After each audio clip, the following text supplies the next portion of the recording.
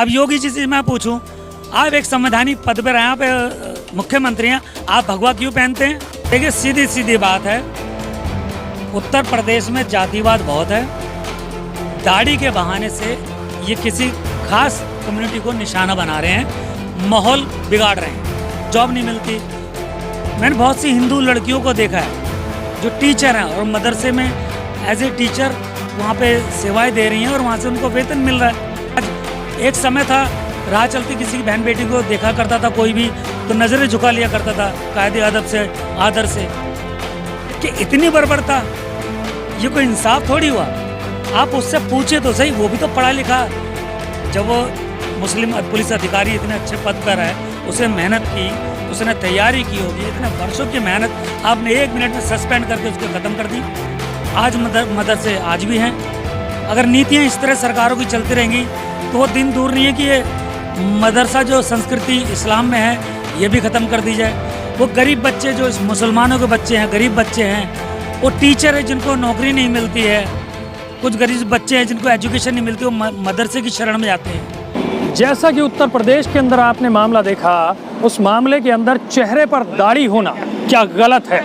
ये बड़े सवाल हमारी देश की राजनीति के लिए, जहां उत्तर प्रदेश के अंदर एक पुलिसकर्मी को दाढ़ी रखने की वजह से उसे सस्पेंड कर दिया गया है, तो हम ये पूछना चाहेंगे कि आखिरकार दाढ़ी रखना क्या गलत होता है? हमारे साथ संजय शर्मा जी है जो बात करेंगे मदरसे को लेकर। जिस तरीके से आसाम में बोला गया है कि सरकारी पैसे से मदरसे नहीं चलेगा, उसमें आपका क्या कहना है? जी, सबसे पहले तो नमस्कार मैडम आपका, कि मेरा नाम संजय शर्मा है और मैं ब्राह्मण समाज से हूँ। बात समझ में नहीं आती हमारे देश में, जब जब इलेक्शन आते, चुनाव आते हैं, तो इस तरह के विवाद मीडिया के माध्यम से उछाले जाते हैं, माहौल को ख़राब किया जाता है। मैं ब्राह्मण हूँ, लेकिन जहाँ शिक्षा की बात है कि शिक्षा समान होनी चाहिए, सबके लिए होनी चाहिए, शिक्षा पे सबका अधिकार होना चाहिए। अभी आपने बताया कि आसाम में कि मदरसों जो हैं वो सरकारी पैसे से नहीं चलेंगे, ठीक है, कोई बात नहीं, लेकिन इसका मतलब ये थोड़ी है कि कल आप उनको बंद कर दें। मदरसे थे हमारे सनातनी धर्म में, फिर मदरसे का जो संस्कृति वो शुरू हुआ। आज मदरसे आज भी हैं। अगर नीतियाँ इस तरह सरकारों की चलती रहेंगी तो वो दिन दूर नहीं है कि ये मदरसा जो संस्कृति इस्लाम में है ये भी ख़त्म कर दी जाए। वो गरीब बच्चे जो इस मुसलमानों के बच्चे हैं, गरीब बच्चे हैं, वो टीचर है जिनको नौकरी नहीं मिलती है, कुछ गरीब बच्चे हैं जिनको एजुकेशन नहीं मिलती, वो मदरसे की शरण में जाते हैं। वो कहाँ जाएंगे? बहुत से ऐसे परिवार हैं, मैंने देखा मुस्लिम परिवार जो उनका टेक्निकल डॉक्यूमेंटेशन की बहुत प्रॉब्लम है, जिसकी वजह से उनको सरकारी स्कूलों में एडमिशन नहीं मिलता है। जान पहचान ना होना, नेताओं तक पहुंचना होना, या उनके पास डॉक्यूमेंटेशन ना होने की वजह से उनको सरकारी स्कूलों में एडमिशन नहीं मिलता। ये मैंने ज़मीनी स्तर पर दिल्ली में देखा है। लेकिन फिर ऐसे परिवार, ऐसे बच्चे, गरीब बच्चे कहाँ जाएं? तो मदरसे की शरण में जाते हैं।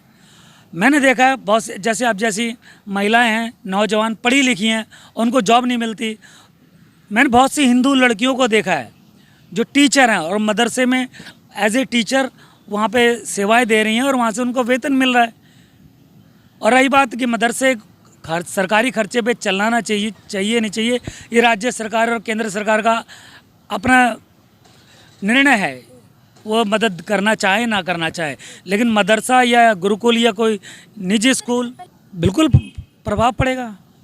आप देख रहे हैं आजकल लोगों की, युवाओं की मानसिक विकृति हो गई है। आज एक समय था, राह चलती किसी की बहन बेटी को देखा करता था कोई भी तो नज़रें झुका लिया करता था कायदे अदब से, आदर से, मान सम्मान के लिए। लेकिन आज कोई महिला, कोई स्त्री खुलकर चल नहीं सकती, उसे डर लगता है। आए दिन रोज़ अखबारों में बलात्कारों की घटनाएं हो रही हैं, छेड़छाड़ की, मारपीट की, महिला उत्पीड़न की। ऐसा कोई दिन नहीं जाता कि अखबार में 2-4 न्यूज़ इस तरह के बलात्कार की या छेड़छाड़ की या महिलाओं के साथ मारपीट की या शारीरिक शोषण की ना आती हूँ।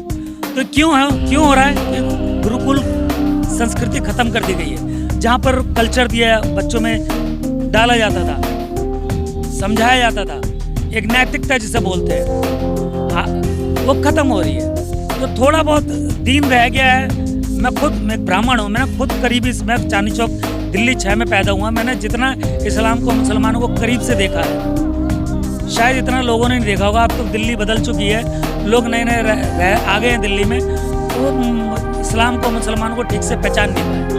मुसलमानों के बारे में बताया जाता है, क्या आपको भी ऐसा लगता है, आप उन्हीं के साथ ही पले बड़े हुए हैं, मुसलमानों और हिंदुओं के बीच इस तरीके से खाई बना दिया जा रहा है, अभी की जो माहौल हो रहा है उसमें आपका नजरिया क्या है, किस तरीके से आप देखते हैं? देखिए, आज मैं आयु अराउंड 50 के आसपास होने जा रही है। बहुत छोटा था तब हिंदू मुस्लिम हमारी दिल्ली में सब नहीं था। मैं सिखों के साथ रहा हूँ, खेला कूदा, मैं मुसलमानों के साथ खड़ा हूँ, रहे हैं। ऐसी कोई बात ही नहीं हुआ करती थी हमारी दिल्ली में, और आज भी नहीं है। कहीं कहीं छुटपुट हरकत हो जाती हैं, साजिशें रची जाती हैं, चलो दंगा कराया जाए, दंगा। आपको याद होगा हौसकाजी में एक मंदिर को तोड़ने के बहाने से कुछ किया गया था, प्रपंच पाखंड। लेकिन जो मैसेज सोशल मीडिया के माध्यम से हिंदू मुस्लिम भूला जा रहा है, ये धरातल पे ऐसा नहीं है।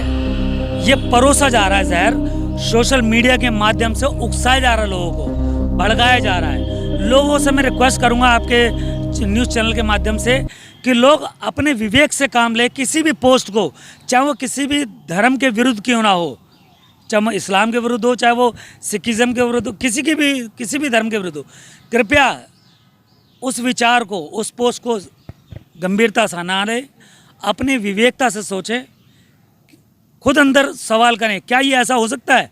बिल्कुल जवाब आएगा, नहीं हो सकता। ये सिर्फ प्रोपेगेंडा है, ये सिर्फ राजनीति है। धर्मों को, लोगों को आपस में लड़वाया जाता है। इलेक्शन से पहले ऐसा कुछ ये इलेक्शन से पहले ही होता है ये। और हमारे देश में सिर्फ इलेक्शन, ये चुनाव खत्म हुआ तो फिर ये चुनाव खत्म हुआ तो ये चुनाव। विकास कहाँ हो रहा है भैया? कहाँ है? युवा परेशान है। आज तो जो छोटे मोटे दुकानदार हैं वो तक परेशान है, उन पे ग्राहक नहीं है, उन पे मैं क्या बताऊं आपको। जिस तरीके से सर यूपी में भी आपने फिलहाल न्यूज़ सुना ही होगा कि जो मुसलमान हैं जिनकी दाढ़ी थे और उनकी वजह से उनको सस्पेंड कर दिया गया, इस तरीके की न्यूज़ भी आया है, उसमें क्या कहना है आपका? देखिए, हाँ, मैंने खबर पढ़ी थी, सोशल मीडिया पे भी पढ़ी है और मैंने टेलीविज़न पे भी देखा है। देखिए, जिस तरह से योगी सरकार ने, मैं चलो योगी सरकार हो या किसी भी स्टेट का मामला हो, सरकार को किसी भी पुलिस अधिकारी के खिलाफ इतना सख्त एक्शन नहीं लेना चाहिए। ठीक है, वो मुस्लिम धर्म से हैं, ठीक है, दाढ़ी रखी थी उन्होंने, ठीक है, कोई बात नहीं। 3 बार उन्होंने चेतावनी दी, उन्होंने अनसुनी कर दी, कोई बात नहीं। उनको शोकॉज नोटिस इशू करना चाहिए था, कारण बताओ नोटिस। उनको जवाब तलब के लिए उच्च अधिकारियों के बीच खड़ा करना चाहिए था। लेकिन यूँ अचानक सस्पेंड कर देना, ये कहाँ तक उचित है? ये एक मेरा सवाल है योगी सरकार से, आपके न्यूज़ चैनल के माध्यम से, कि इतनी बर्बरता, ये कोई इंसाफ थोड़ी हुआ। आप उससे पूछे तो सही, वो भी तो पढ़ा लिखा। जब वो मुस्लिम पुलिस अधिकारी इतने अच्छे पद पर है, उसे मेहनत की, उसने तैयारी की होगी, इतने वर्षों की मेहनत आपने 1 मिनट में सस्पेंड करके उसको ख़त्म कर दी। सरकार आपको फुर्सत नहीं है अपनी कुर्सी बचाने की, उसका ध्यान लोगों पे नहीं है। अभी आपने देखा हो मजदूर पलायन कर रहे हैं, सैकड़ों मील पैदल दूर चले हैं।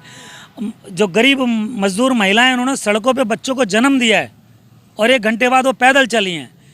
ये केंद्र सरकार और राज्य सरकारों का ध्यान इन मजदूरों पे नहीं गया। आज बिहार में इलेक्शन है, आज ये समझ रहे हैं ना, मैं आगे वैक्सीन की दवाई का लालच दे रहे हैं। गरीब मजदूर इतना पागल नहीं है, बेवकूफ़ नहीं है, कुछ भूला नहीं है। लेकिन हम शहर के लोग, मिडिल क्लास लोग, हम मजदूरों के साथ हैं। हमने उनको चलता हुआ देखा है, आंखों में आंसू आ गए, हमारी आंखों में आंसू आ गए। देखिए, ये जीवन किस तरह इनको मजबूर किया गया पैदल चलने के लिए। क्या सरकारों का काम नहीं था? दिल्ली सरकार का, केंद्र सरकार का, यूपी सरकार का, इनको क्यों मजबूर किया इतना पैदल चलने के लिए? अब आज ये पुलिस अधिकारी, ये पता नहीं कौन सा शासन चल रहा है, कैसा देश चला रहे हैं। एक पुलिस अधिकारी दाढ़ी रख ली, ठीक है, आपने 3 बार चेतावनी दी, ठीक है, अगर वो नहीं सुन रहा है, अनसुना कर रहा है, आप उसको बुलाते, कारण शो कॉज नोटिस देते। उच्च अधिकारी बैठे हैं, वो अपने पास जवाब तलब कर सकते थे, ये सब कार्रवाई हो सकती थी। काश समझाया जाता कि भाई पुलिस प्रशासन में दाढ़ी अलाउ नहीं है, बताते उसको। या आपकी यूपी पुलिस में कहीं संविधान में कहीं लिखा है दाढ़ी, वो आप जनता को बताएं, उसको भी बताएं। अगर वो पुलिस अधिकारी ने जानबूझ के दाढ़ी रखी है तो पूछते थे ना क्या मानसिकता है उसकी। लेकिन आपने अचानक उसको सस्पेंड करके आपने तो बर्बरता दिखा दी। देखिए, सीधी सीधी बात है, उत्तर प्रदेश में जातिवाद बहुत है दाढ़ी के बहाने से ये किसी खास कम्युनिटी को निशाना बना रहे हैं, माहौल बिगाड़ रहे हैं। सीधी सीधी बात है, जिसकी बलि एक पुलिस, मुस्लिम पुलिस अधिकारी बलि का बकरा बना है। सर नहीं, वो तो प्रधानमंत्री हैं, वो जो मर्जी पहने, करें, बोलें, वो सब मान्य है, चलता है। अब योगी जी से मैं पूछूं, आप एक संवैधानिक पद पर हैं, आप मुख्यमंत्री हैं, आप भगवा क्यों पहनते हैं? आप भगवा क्यों पहनते हैं? वो पहन सकते हैं, बिल्कुल पहन सकते हैं। संविधान में कहीं भी नहीं लिखा है कि आप संवैधानिक पद पर हैं, मंत्री हैं, ठीक है, उसका ड्रेस कोड नहीं होता मंत्री का, वो कुछ भी पहन सकता है, suit pant, coat pant, lungi, kurta, कुछ भी पहन सकता है।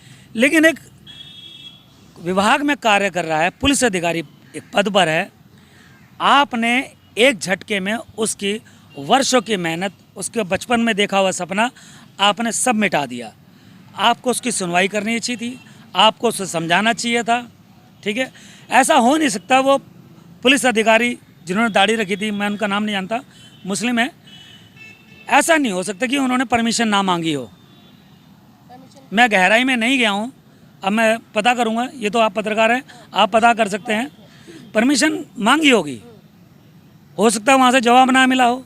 जवाब नहीं मिला तो उन्होंने दाढ़ी कंटिन्यू रखी और उसके बदले में सीधा इनका तत्काल बर्खास्त कर दी गई, सस्पेंड। ये कौन सा न्याय हुआ? उन्होंने अपनी कमियाँ छुपाई हैं। धन्यवाद सर।